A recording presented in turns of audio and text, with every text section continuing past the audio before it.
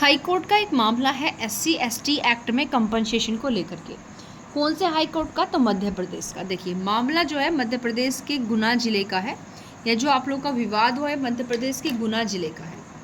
इसमें क्या हुआ, लोगों के बीच में जो विवाद हुआ, विवाद के पश्चात एफआईआर हुई और जो मोस्टली मुकदमा था वो बीएनएस और एससी एसटी एक्ट के अकॉर्डिंग दर्ज कर लिया गया।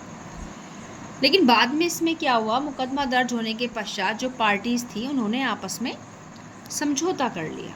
ठीक है, समझौता होने के बाद जो एक्यूज थे उन्होंने न्यायालय से कहा कि जो समझौता हुआ है वो स्वेच्छा से किया गया है। मतलब उन्होंने आरोपियों के द्वारा जो पीड़ित पक्ष है उस पर को धमकाया नहीं गया, कोई प्रेशर नहीं डाला गया, उन्होंने अपनी इच्छा से किया है।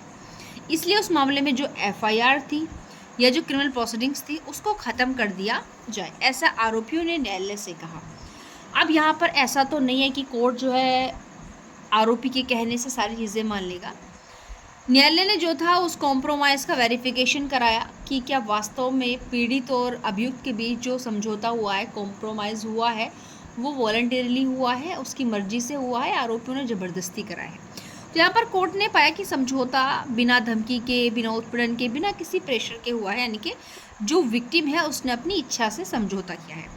लेकिन इस मामले में क्या था, इस समझौते से पहले ही इस मामले में पीड़ित व्यक्ति को जो था कंपनसेशन, मुआवजा दे दिया गया था।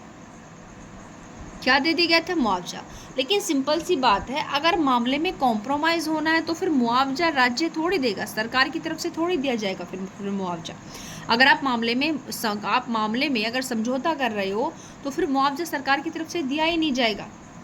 ठीक है, अब यहाँ पर महत्वपूर्ण फैक्ट क्या निकल कर के आए मामले में, देखिए महत्वपूर्ण तथ्य क्या था। जो मैंने अभी कहा कि पीड़ित को पहले ही कंपनसेशन मिल गया था, रिहेबिलिटेशन के लिए उसको, मतलब रिहेबिलिटेशन, पुनर्वास वगैरह के लिए उसको कंपनसेशन दे दिया गया था। अब यहाँ पर न्यायालय ने क्या कहा कि अगर भाई आप लोगों के भी समझौता हो गया है ना, तो फिर जो कंपनसेशन सरकार ने दिया था उसको सरकारी खजाने में वापस जमा कर दिया जाए। ठीक है, अब यहाँ पर अगर मैं बात करूँ कि जो सरकार की तरफ से कंपनसेशन दिया जाता है वो हर स्टेट के अकॉर्डिंग अलग अलग होता है। देखिए अगर एफआईआर की गई है अभी, तो एफआईआर केस में अभी 25% दिया जाता है।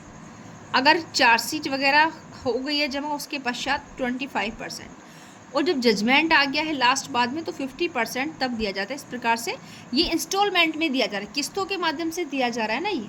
ठीक है, पहले 25% एफआईआर के टाइम पे, फिर चार्जशीट के टाइम पे 25%, जजमेंट पे 50%, चार्जशीट की तरह मतलब किस्तों के इंस्टॉलमेंट में एक तरीके से जो है कंपनसेशन पीड़ित को दिया जा रहा है। अब यहाँ पर कोर्ट ने क्या कहा, भाई जब आप लोगों के बीच कॉम्प्रोमाइज़ हो गया और वो भी सहमति से, कंसर्न से हुआ है, तो फिर जो आप सरकारी खजाने से तुमको कंपनसेशन दिया है पीड़ित को, उसको आप वापस कर दो।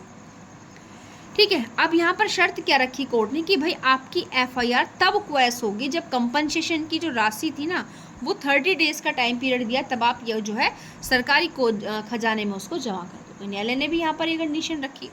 लेकिन अब इस केस में कुछ और जो सबसे महत्वपूर्ण चीज़ें निकल के आई वो ये रही कि अब ऐसा तो नहीं कि कोर्ट यहाँ इसको ऐसे छोड़ देगा। भाई बात ये गलत नहीं कि आपने कॉम्प्रोमाइज़ किया, अच्छी बात है, आपके बीच समझौता हो गया, आपका समय बचा, लेकिन ये तो समझिए कि उस मामले में कंपनसेशन आपको मिल तो गया था ना।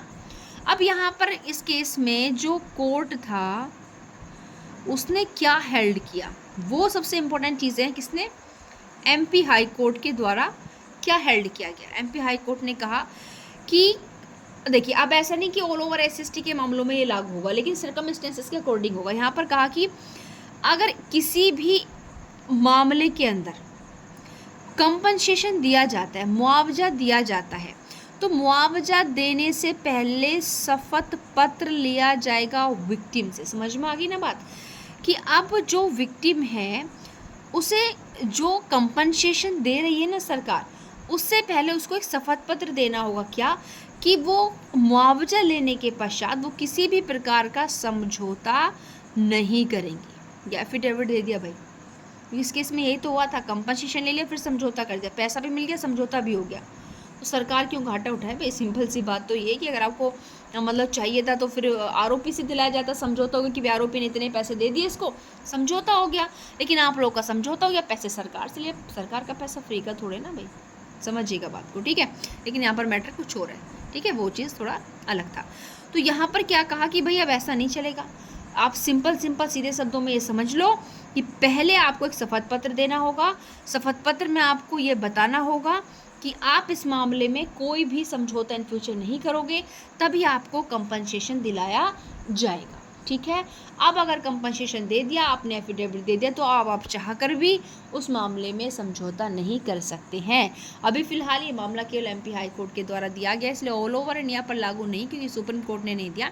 बट फिर भी यहाँ पर अगर आप देखो, तो अब आप लोगों से मेरी एक रिक्वेस्ट है कि आप लोग ना मुझे कमेंट बॉक्स में कमेंट करके एक बात ज़रूर बताना कि जो चीज़ें हैं, ये आप लोग को कहाँ तक रीज़नेबल लग रही हैं। ये जजमेंट कितने लोगों को पसंद आया, कितने लोगों को पसंद नहीं आया, कमेंट बॉक्स में कमेंट करके मुझे ज़रूर बताएं। और अगर आप चाहते हैं किसी प्रकार के और जजमेंट्स की वीडियो आपको मिले, तो अगर अभी तक भी आपने चैनल को सब्सक्राइब नहीं किया तो सब्सक्राइब कर लीजिएगा, तभी आपके पास इस तरह के जो केसेस हैं उनका नोटिफिकेशन का लिंक पहुँचेगा। थैंक यू, मिलते हैं नेक्स्ट वीडियो में, बाय बाय।